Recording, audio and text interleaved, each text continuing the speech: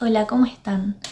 Este va a ser un video distinto porque no me van a escuchar cantar, ni tocar la guitarra, ni dar una clase bíblica. En este video voy a contar un poquito de mi historia, de cómo fue que acepté la fe que tengo, cómo es que llegué a ser parte de la iglesia adventista del séptimo día. ¿Escuchan? Está lloviendo, todo el día llovió hoy.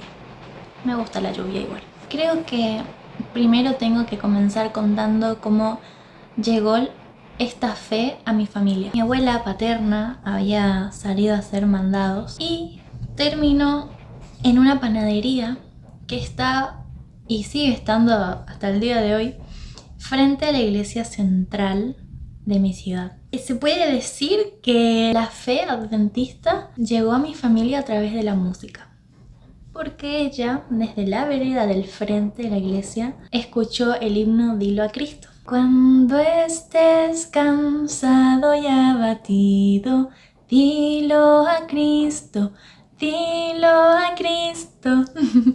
Bueno, ella no se resistió a entrar, así que entró a la iglesia y no salió nunca más.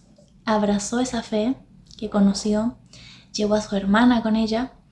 Se bautizaron a escondidas porque mi bisabuela era de religión luterana. Y si les trajo problemas en la casa, no les voy a mentir que sí. Según varias historias que ella me contaba, hubo una vez que casi le echaron de la casa. Pero,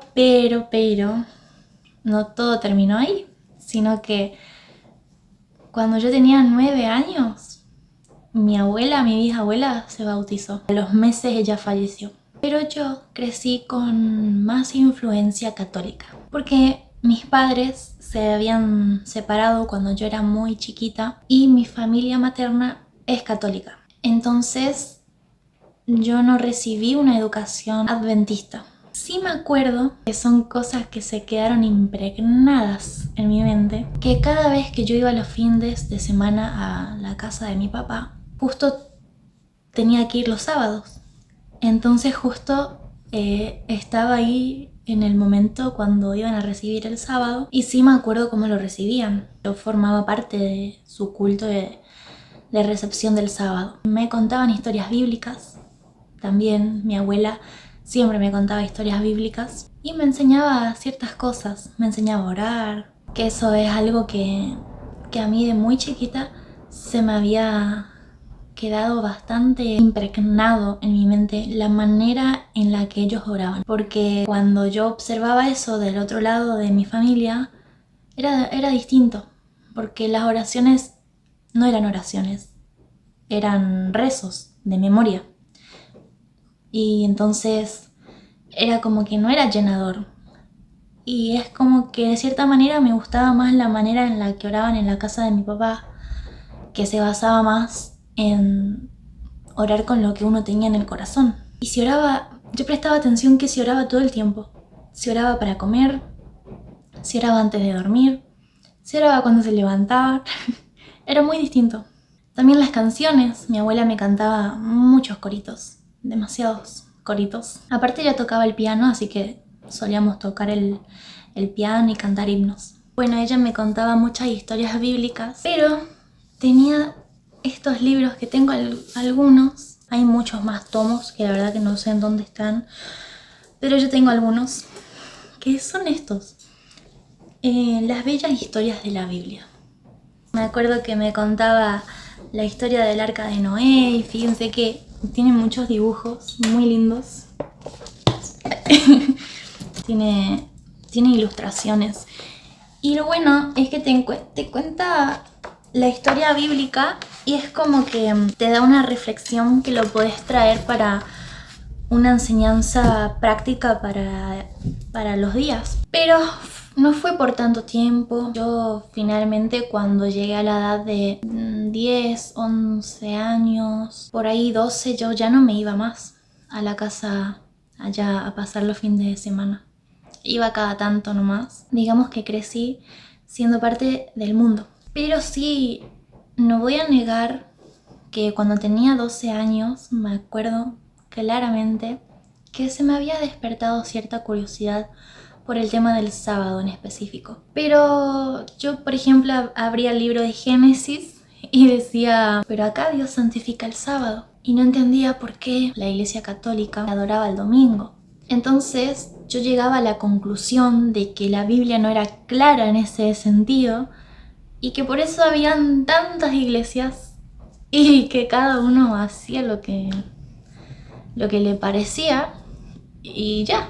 Entonces yo crecí siendo una persona cerrada a las religiones. Yo decía, yo voy a creer en Dios y con eso me basta. Me basta con creer en Dios. Y así crecí con ese pensamiento durante muchísimos años de mi vida. Yo nunca quise formar parte de una iglesia.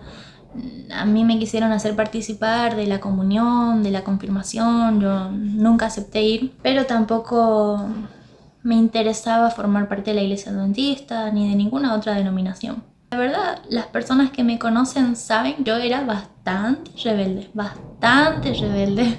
Salía de fiestas, bebía,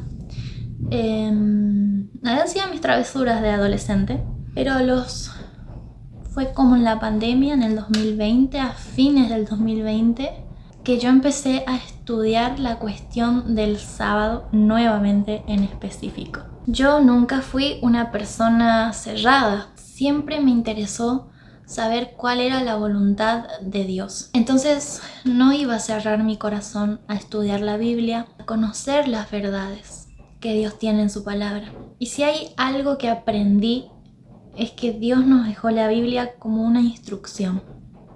Es una luz que nos guía el camino. Y Él no es un Dios de confusión, es un Dios de orden. Y con ese concepto entendí que iba a poder comprender la Biblia y que Dios me iba a ayudar a entender la Biblia, porque Él la escribió con ese propósito. Entonces, primero comencé con la doctrina del sábado.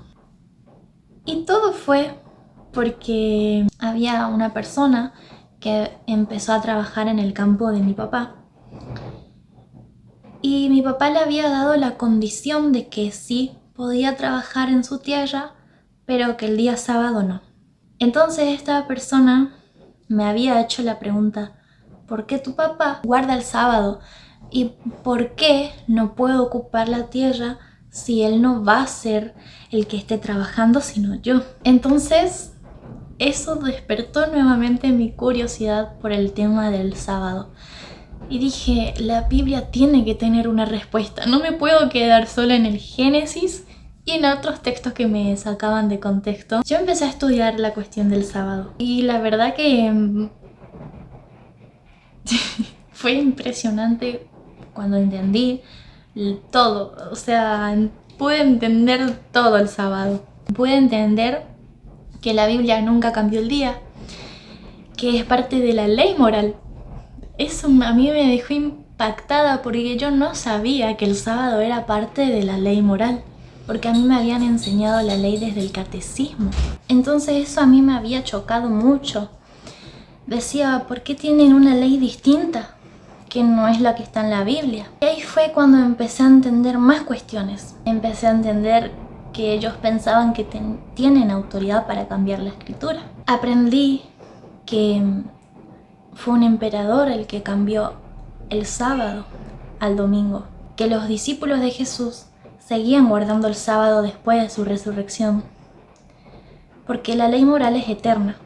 Fue algo que aprendí bien en claro y que confundían la ley ceremonial que indicaba en el sacrificio de Jesús, porque claro, en la ley ceremonial aparecen ciertos sábados, pero no son los sábados del séptimo día, sino que eran sábados ceremoniales que indicaban a Jesús. Todo lo que era con respecto a las ceremonias indicaban el sacrificio de Jesús. Y justamente como Jesús murió, anuló esa ley, porque ya se cumplió el sacrificio. Pero aprendí que Dios tiene su ley moral, que eso es lo que muestra el carácter de Dios. Y que Dios no cambia, que es el mismo ayer, hoy y siempre. Que esa misma ley quebrantó Satanás en el cielo, porque el pecado es transgresión de la ley. Y donde no hay ley, no puede existir la transgresión. La ley moral es algo eterno, que fue necesaria que Dios la deje escrita en tablas de piedra. La escribió porque el pueblo se estaba olvidando de sus leyes, pero Dios en el nuevo pacto escribió esa ley en las tablas de nuestro corazón. Son eternas. Me di cuenta que la Biblia habla de una ley eterna y habla de una ley abolida.